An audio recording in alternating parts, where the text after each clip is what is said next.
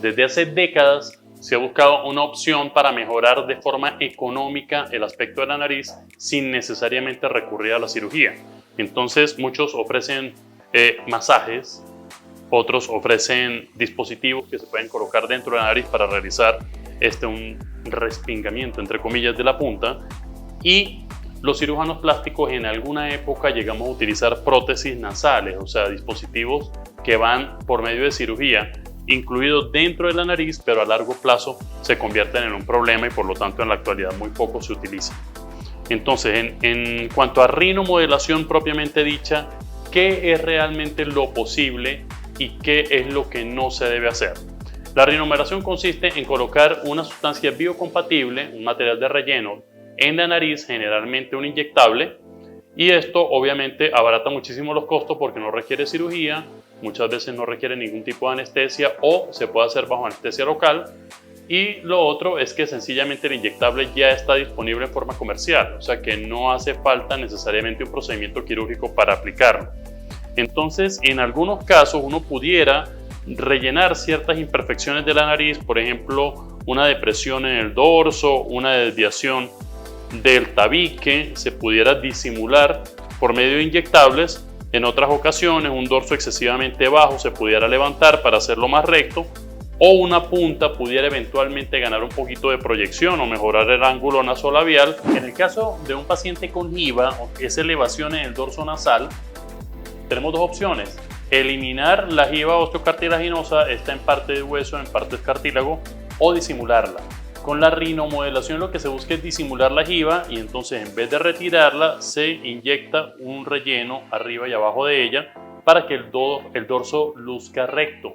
Pero esto no es muy conveniente en las mujeres, sobre todo cuando ya de por sí tienen la nariz grande, porque al colocarle más volumen vamos a tener una nariz todavía más grande. Entonces, en aquellos casos donde la giba realmente sea el problema, es preferible pensar en una resección de giba y una rinoplastia propiamente dicha que en una rinomodelación. Sin embargo, en aquellas donde la nariz realmente es pequeña y el dorso un poco anfractuoso, pudiera servir para disimular esas irregularidades del dorso e incluso desviaciones en el tabique. Un caso como este necesariamente requiere una resección de la giba, o sea, una rinoplastia. Ahora, ¿qué es lo que realmente sí se puede lograr con materiales biocompatibles, con relleno o con ácido hialurónico aplicado directamente sobre la nariz?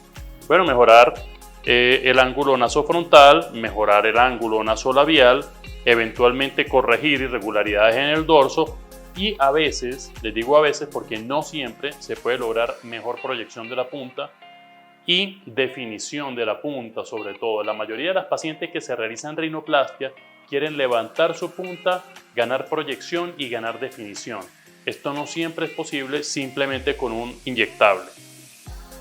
Muy bien, entonces ustedes han observado 1000 veces publicidades con este tipo de fotografías, donde aparece la jeringa de hialurónico, que ella normalmente trae una aguja muy parecida a la aguja de insulina, aplicándose directamente sobre la nariz. Realmente esta aguja que trae la jeringa de hialurónico está indicada más que todo para el relleno de surcos nasogenianos, o sea por acá, líneas de marioneta y labios. O sea, en esas zonas en las que hay muy buena circulación y menos riesgo de cateterizar accidentalmente un vaso, por ejemplo una arteria o una vena, en esa zona se puede inyectar con la aguja que trae la jeringa. Pero en la nariz hay que tener muchísimo cuidado porque hay una red vascular arterial muy importante en la cual, si nosotros por mala suerte con esa aguja tomamos uno de estos vasos arteriales y le inyectamos el hialurónico intraarterial, se va a producir un área de necrosis, o sea, la piel de la nariz se puede morir por esa embolia que se está produciendo con ácido hialurónico.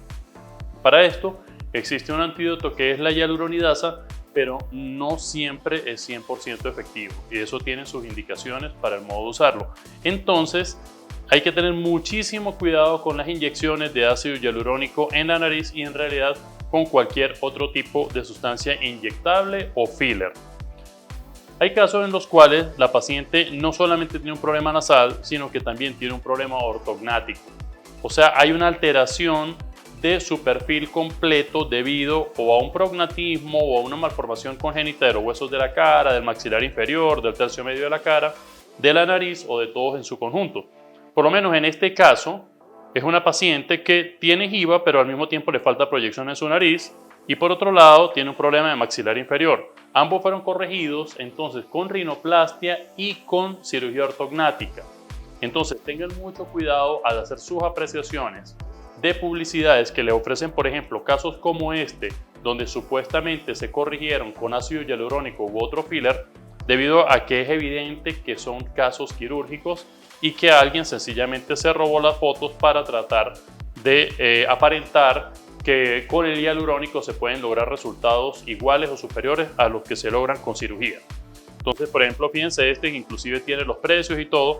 Muchas veces la persona en la búsqueda de una opción lo más económica posible para hacerse su corrección de nariz, cae o incurre en errores como inyectarse sustancias no siempre tan idóneas como el hialurónico, pudieran ser también biopolímeros u otras sustancias que pueden traer más bien resultados o complicaciones peores que lo que la persona la aquejaba en un principio. Entonces, pacientes como ella que tienen la piel extremadamente gruesa y que de por sí tienen narices muy grandes, no son buenos candidatos para inyecciones de fillers, no son buenos candidatos para aumentarle más el volumen.